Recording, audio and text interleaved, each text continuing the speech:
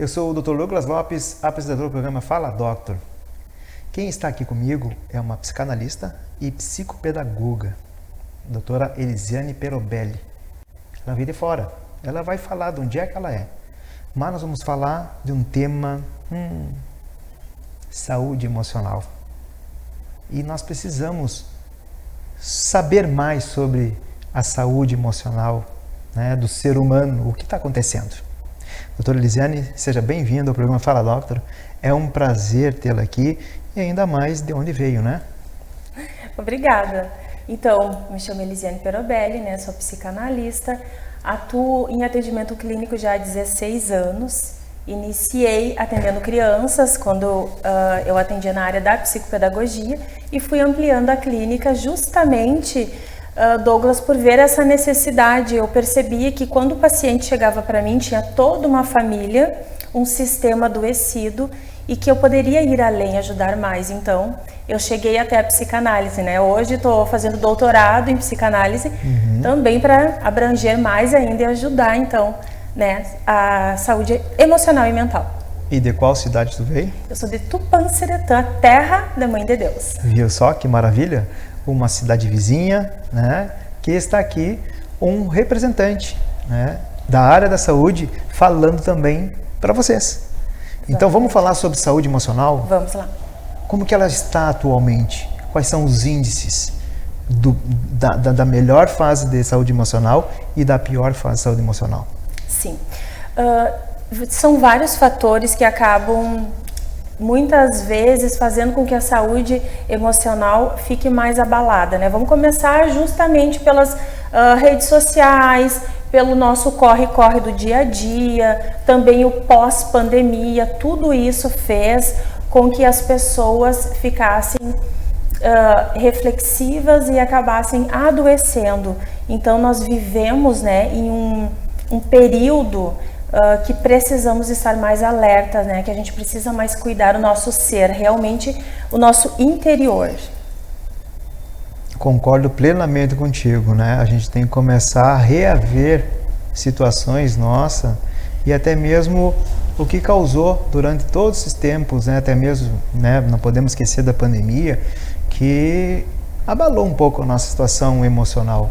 Parece que hoje é tudo mais à flor da pele, né? Qualquer coisa que aconteça, parece que tudo é mais elevado. E por que isso? Exatamente. Bom, nós precisamos partir do princípio de que as nossas atitudes, as nossas ações, elas não são assim do nada, né? Da onde vem?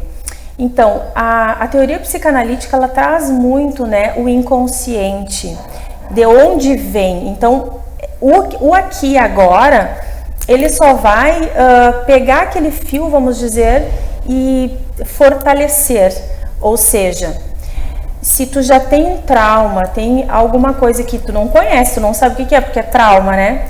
Mas os gatilhos mentais, quando eles ligam um no outro, aí vamos dizer que dá a explosão, né? Que pode vir as doenças, né? E muitas vezes tu fica se debatendo naquilo sem saber o porquê. Eu vejo muito, Douglas, as pessoas falarem, mas eu tenho uma tristeza e tá tudo ótimo, agora eu tô no melhor período da minha vida. Mas eu sinto uma tristeza que eu não consigo tirar isso daí. Aí entra a terapia, né? Aí entra o autoconhecimento, na verdade. Bom, falaste numa palavra tristeza, né? E tristeza, a gente não gosta de sentir essa emoção, né? Tristeza é emoção? Sim. Tristeza é uma emoção. Felicidade É uma emoção? Sim, vem do sentimento. Mas o sentimento da tristeza, ela começa a apertar o coração. Não o coração, desculpa. O peito. Traz aquela sensação ruim e que muitos se martirizam às vezes, né? Que estão tristes. E o que está acontecendo na volta dessa pessoa? Pois é. Eu vou pegar uma ponte e aproveitar, né, que tu falou na questão do sentimento, emoção, que seria, porque as pessoas falam muito, né, mas o que é esse sentimento ou é emoção? Então, né, nós temos todas as nossas emoções primárias, né, raiva, tristeza, alegria, né, nós temos também as emoções boas. E o que é esse sentimento, então? O que é essa emoção? É tudo que nos afeta. Por exemplo, quando eu sinto vergonha, eu possivelmente vou sentir alguma reação no meu corpo, né? Vou ficar vermelha. Então aí é o que afeta, né? É a emoção. Tu me perguntaste o que está acontecendo ao redor dessa pessoa que sente essa tristeza. Muitas vezes essa pessoa, ela não tem com quem conversar, justamente porque o dia a dia, o corre-corre, e é feio. Ou seja, é feio pedir ajuda, é feio ficar doente. Eu sempre falo, não, você pode chegar lá, tomar uma medicação, tô com dor de cabeça, vai lá no médico, toma uma medicação, né? Mas não pode ir no psiquiatra, não pode ir no psicanalista, não pode ir no psicólogo, porque vão dizer que eu sou louco, né? Então a gente precisa também desmistificar, tirar, porque não, é a totalidade do ser, né? É corpo, mente e alma. Eu gosto muito de trazer essa tríade. Ótimo, ótimo. Assim, falaste da situação do medo. As pessoas realmente elas têm medo de falar, por exemplo, até para um amigo ou para um familiar do que está sentindo. E isso cada vez vai somatizando mais. E aquele medo, e aí passa, e aí vem a tristeza, né? Junto com a tristeza e o medo de falar dessa tristeza, e quando vê, a depressão.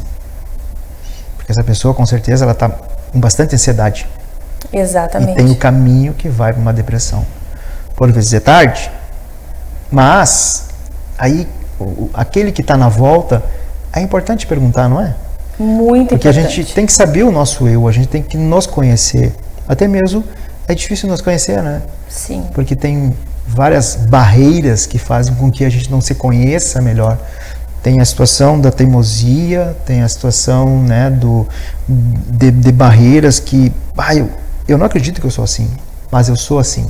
Né? E que às vezes um profissional vai falar para essa pessoa, não, tu é assim e tu tem que começar a amadurecer e melhorar essas situações, para que aconteça o quê? Um equilíbrio, porque dentro de nós tem o quê? Tem a personalidade e tem temperamento. Temperamento, emoção. Personalidade é o ser. Né? E nós temos 9 códigos na personalidade e nós temos 4 temperamentos, e lidar com essas situações é complexo. Tem pessoas que às vezes não sabem nem o que é comportamento e nem sabem o que é temperamento. Exatamente. E aí? E se não sabe disso, ela não sabe o que está acontecendo com ela. Exatamente. Vamos pegar lá a frase de Freud, né? A famosa frase de Freud, que a nossa mente, ela é um iceberg, né? Então o que acontece? Aquela parte, a parte de cima, né, que fica lá em cima, ela é bem pequenininha. Agora o que nós temos lá embaixo, né, é muito mais profundo. Que daí tem o ego, id, superego, e nós estamos falando aqui dessa dificuldade de falar. Então, assim, ó, o superego, né? O que é o superego? Este senhor que vem nos dizer o que é certo, o que é errado, o que pode e o que não pode. E se tu foi criado numa família, por exemplo, que ouviu muitos nãos, ou isso é feio, não faz desse jeito, tu acaba trazendo, então, né, esse ego, ele acaba ficando tirano, ele fica, isso não pode, aquilo não pode, então, assim, inconscientemente, tu começa a agir dessa forma. Eu não vou falar, então, eu sempre falo, quando eu faço um encontro com as mulheres, que eu tenho encontro com mulheres, um grupo terapêutico, eu sempre digo assim, vamos deixar o nosso superego lá no lado de fora, porque o superego é ele, o superego é esse, é o que diz o que é certo e o que é errado, mas muitas vezes ele é muito tirano. E o ego? Então, o ego, somos nós aqui estamos conversando, né? Então, a gente tem noção de que aqui, né, temos uma taça com água, nós temos, essa é a noção, aqui é uma cadeira, eu estou conversando contigo, é o nosso ego, mas ele não age sozinho, né? E o id? O id. Então, o id é o que fica todos os nossos desejos, as nossas vontades. Eu gosto de explicar o id assim, ó. Imagina o bebê. O bebê, quando ele nasce, que ele está se constituindo, se ele sentir fome, ele vai querer mamar. E o que ele vai fazer? Ele vai chorar, porque ele quer mamar, não interessa. Muitas vezes ele morde o seio da mãe, porque o seio não está dando mamar, né? Ou seja, está frustrando ele. Então, o id, ele é muito assim, ó, é o que eu quero aqui e agora. Então, as pessoas que trazem esse id né, muito forte, eles têm muito mais dificuldade de aceitação, de que as coisas não são exatamente como ele quer, né? Então, o id são os nossos desejos, é tudo que a gente quer, é o aqui e agora. Pense nisso que ela falou, né? E se vocês estão assistindo, por exemplo, no celular, que dá para voltar ali no YouTube, né? Volta, veja de novo e comece a pensar a respeito disso. Porque o que está colocando, muitas vezes tem pessoas que não vão até ler, né? Mas o que está colocando aqui e está escutando, é importante saber disso, de saber as diferenças. Porque talvez até se conhecendo também vai conhecer as outras pessoas, né? Vai estar conhecendo o superego, o id, não é? Que é super importante isso. E trazendo aquela situação, né, da tristeza, porque doença emocional, a tristeza afeta muito, né? E que vai acarretar outras consequências no organismo, correto? E a nossa saúde emocional é um dos requisitos básicos do equilíbrio, como bem falaste. É a saúde mental, é a saúde corporal, a saúde espiritual, né, que é importante. E isso faz parte do equilíbrio. E que no decorrer do dia, no decorrer de todos os fatores que nos influenciam, nos deixam abalados. E tem aquelas notícias ruins, que infelizmente são as que mais são lançadas em tudo, né? O que dá ibope, né? Que dá ibope, rede social, televisão, isso, aquilo. E nós desde pequeno temos elas. Porque quando nós pequenos vamos assistir às vezes no jornal que os pais estão assistindo isso. É uma rede social que está trazendo isso. E que muitas vezes as pessoas elas começam a ver, até mesmo nas redes sociais, algo mais engraçado, divertido, que é um meio de fuga. Exatamente. Então, trazendo essa situação para ti. Exatamente. Agora, veja que interessante na questão da saúde emocional, né, que a gente está falando. Aí pensa assim, o que é o autoconhecimento? Então, não vai mais adoecer, não fica doente. Não é isso. Mas no momento que tu tem o teu autoconhecimento, como o Douglas falou, porque assim, o autoconhecimento a gente pode se conhecer através de um livro. Ouvir coisas boas, assistir coisas boas, a gente começa a se constituir melhor, né, entender melhor as coisas e como viver. Então, assim, o que é a saúde, o que seria então essa saúde emocional, né? Quando acontecer algum problema, que nós não estamos livres, né?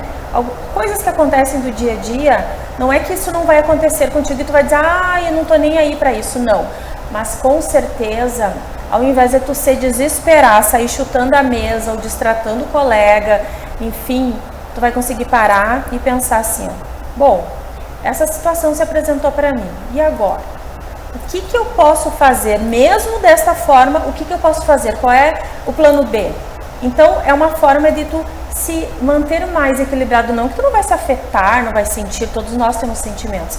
Agora, quando tu não tem o autoconhecimento, aí sim, as coisas dão tudo errado, vamos dizer, né? Porque daí é briga, as doenças, né? Tu falaste no caminho, existe um caminho para a doença, porque nós criamos as nossas doenças, sim. Assim como nós também criamos a saúde, né? Exatamente. Porque existe a psicossomatização, né? Exatamente. E isso você não está sabendo no segundo bloco. Além do mais, não falamos nem estresse ainda. No segundo bloco estaremos, hein? Até breve.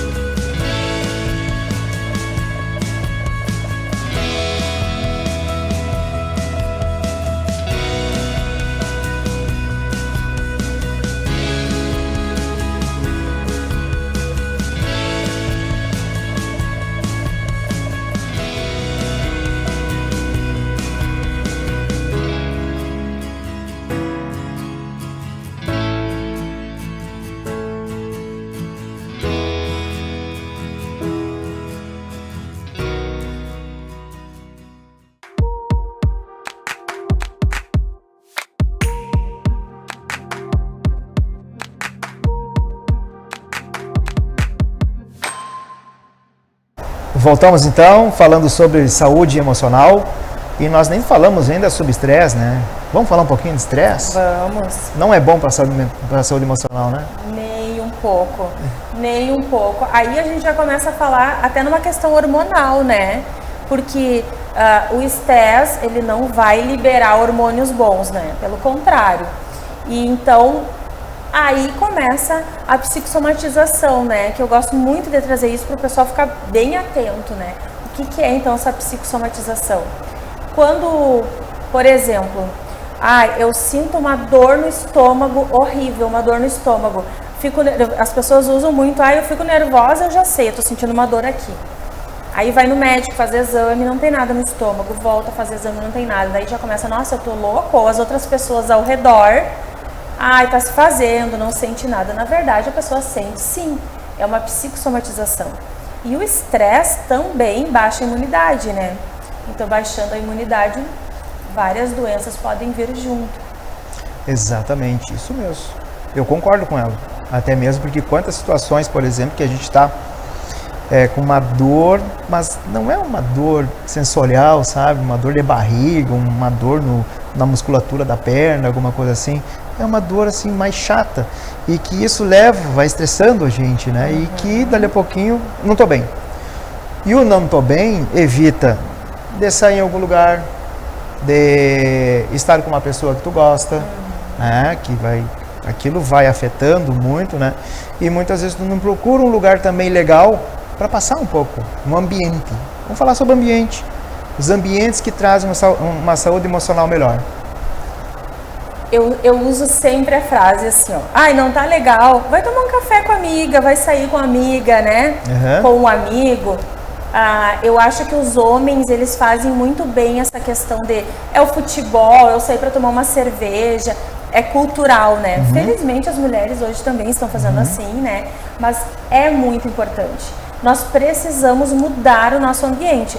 É a mesma coisa que se tu tem um problema muito grande, né? Por exemplo, em terapia a gente consegue perceber que o problema é lá na família, né? Se tu continuar da mesma forma, agindo do mesmo jeito, no mesmo ambiente que te adoece, não vai ter solução, né? O estresse vai continuar, as doenças vão continuar. Então, assim, mudar o ambiente é importantíssimo. Ter momentos de lazer é importantíssimo. A gente às vezes se deixa para depois, passa a semana e já começa a semana de novo e está trabalhando e continua com os mesmos problemas e não tira esse momento, né?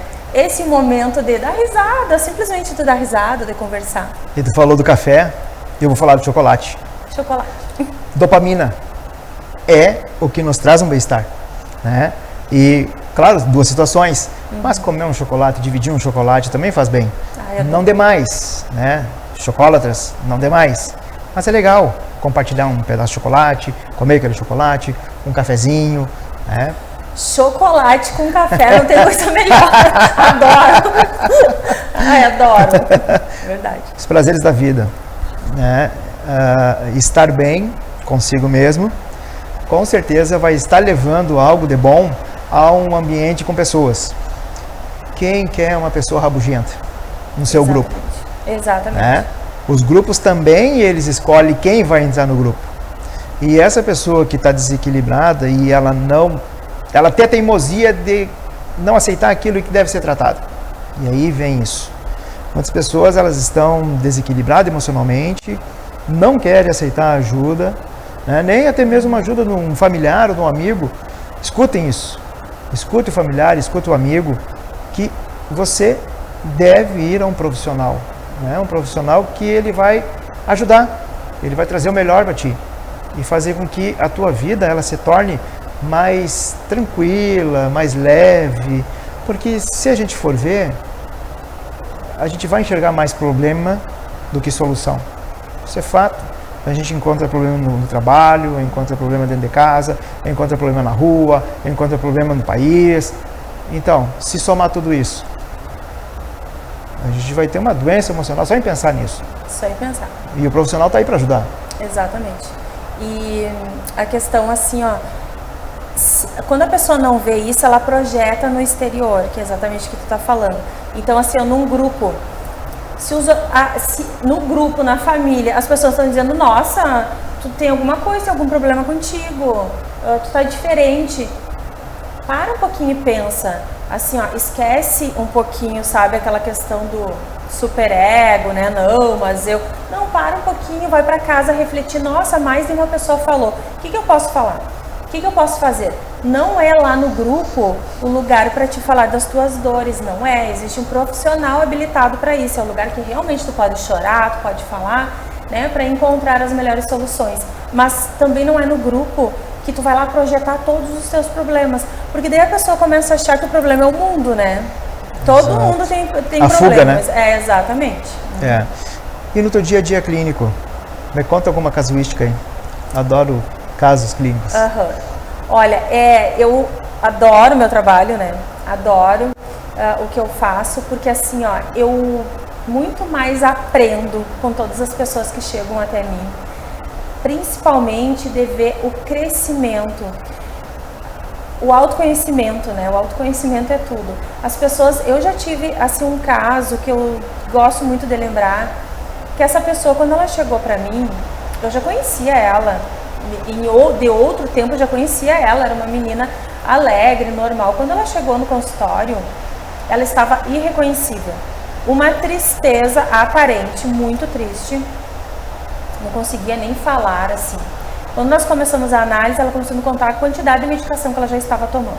Ela estava com síndrome do pânico e ficou muito tempo sem falar para ninguém, para não ser julgada. Então ela me contava que quando ela não conseguia mais nem tomar banho sozinha, ela tinha que deixar a porta aberta. Se ela ia no mercado, ou ela ia com o filho, ou ela esperava a irmã, mas ela não dizia o que estava acontecendo. Então é lógico que ela ficou cada vez mais doente, ela foi direto para a psiquiatria, né, tomando medicação. Nós começamos a trabalhar, entender a raiz do problema, qual foi o gatilho, quando que iniciou, porque assim, ó, nada é aqui e agora. Foi alguma emoção do passado que ligou naquele momento e que veio a doença. E ela teve assim, uma transformação muito grande. Em pouco tempo, eu sempre digo, a medicação é importantíssima. Tem momentos que o paciente não consegue, ele está com muitos sintomas, ele não consegue sair daquilo ali. Mas no momento que começa a diminuir, junto com o psiquiatra, né, que é a pessoa especializada para dar a medicação e para tirar a medicação, quando começa a diminuir, que a pessoa começa a pensar assim, não, eu consigo sozinha, eu fico muito feliz, eles ficam muito felizes e eu volto a lembrar, né, aquela frase, a nossa mente, ela é a nossa melhor aliada, mas ela também pode ser a nossa pior inimiga. Você falar em organização e constância, certo? Sim. Nesse caso, o paciente ele precisa de uma organização na sua vida. E para o profissional é fundamental isso para que ele tenha um rendimento no seu tratamento.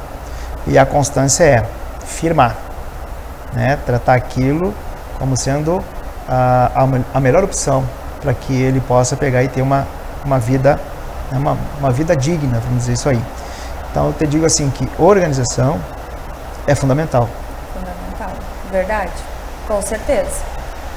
E com certeza que tu dentro da tua clínica, do teu consultório, no que tu rege isso e o teu paciente, ele está seguindo isso. Se ele não tinha organização e que tu organizou a vida dele, a tua felicidade é maior. E a felicidade dele é também. E que ele se mantenha uma constância, que por mais que tu tenha dado alta para ele, e tem as preservações, o retorno, e tu vê que ele se mantém, a felicidade é ainda maior. Ainda maior. Né? Então é toda uma satisfação empenhada dentro disso, porque vamos colocar a percentagem 50-50, ou às vezes vai se tornar assim, olha, 40% o profissional, 60% o paciente, 30% o profissional, 70% o paciente, até chegar a 100% ele. Exatamente, é isso aí. Porque nós não trabalhamos sozinhas, eu sempre digo, existe uma dialética, né? Então, eu não consigo fazer nada sozinho. A pessoa precisa realmente entender que está ali porque precisa e fazer a parte dela. Porque tem pessoas que demoram mais, né? Que elas vêm, elas fazem análise, elas omitem algumas coisas e faz parte do processo, né? Ok, mas chega um momento que às vezes eu preciso dar uma chacoalhada, sabe? E aí? E o que a gente combinou, as mudanças que tu precisa fazer. Eu tô percebendo. Eu preciso fazer. Não me mente, não me esconde. E, às vezes eu preciso fazer isso. Que tu falaste, e vamos falar daquela pessoa do medo, né? Da tristeza, do medo. E se tem uma coisa que vocês podem até colocar isso hoje escrito, confie no seu profissional. Ele não vai estar falando para ninguém. Exatamente. Até isso, porque isso aí ofende ética, o código, né? de ética. Exatamente. Nós temos isso dentro de um código. Nós guardamos as 7 chaves. Então fique tranquilo. Se tem vergonha de falar para o marido, tem vergonha de falar com a esposa ou para alguém, um conhecido, então não tenha vergonha de falar ao seu profissional. Mas entendo também da situação de confiança. Talvez na primeira consulta não aconteça isso. Da minha parte, eu prefiro muito mais conversar com o paciente numa primeira consulta e que ele comece a me conhecer e sentir confiança, do que eu já fazer algum procedimento. É ou não é? Com certeza. E contigo deve ser a mesma coisa? Sim, e até pensando assim que existem pessoas que a confiança delas já foram quebrada na infância, em algum momento, né? Até por traumas. Então, as resistências, elas se apresentam muito forte no consultório. E claro que nós temos uma técnica para lidar com essa resistência, né? Então, por isso que eu digo que tudo é um processo, cada caso é um caso. E a questão da empatia, às vezes, acontece na hora, né? Em outros momentos não, mas também por causa dessas resistências, né? Com tudo certeza. Mental. É isso mesmo. Estamos chegando no final do programa. Tava tão bom. Mas, uma vez convidada, sempre convidada. E já te falei que também tem o Cast Doctor. Sim. Né? E no final do programa, eu sempre peço para o convidado deixar uma mensagem final para quem está nos assistindo. Então tá. Então a mensagem que eu quero deixar para vocês é que assim, ó, tudo que tu quiseres, tu consegue alcançar. Mas tu precisa saber que a gente precisa manter equilibrado, então. É mente, corpo e alma, ou seja, psique, né? Cada pessoa usa o nome que for, mas assim, nós precisamos ter este equilíbrio e a gente consegue sim, porque o nosso pensamento ele já é ação. Freud já dizia isso, o nosso pensamento já é ação. Então tenha pensamentos bons. E eu assino embaixo. Mais uma vez, muito obrigado pela participação aqui no programa Fala Doctor, e a você, minha gratidão por estar nos assistindo e estar levando essas informações de saúde, bem-estar e qualidade de vida. Uma boa noite.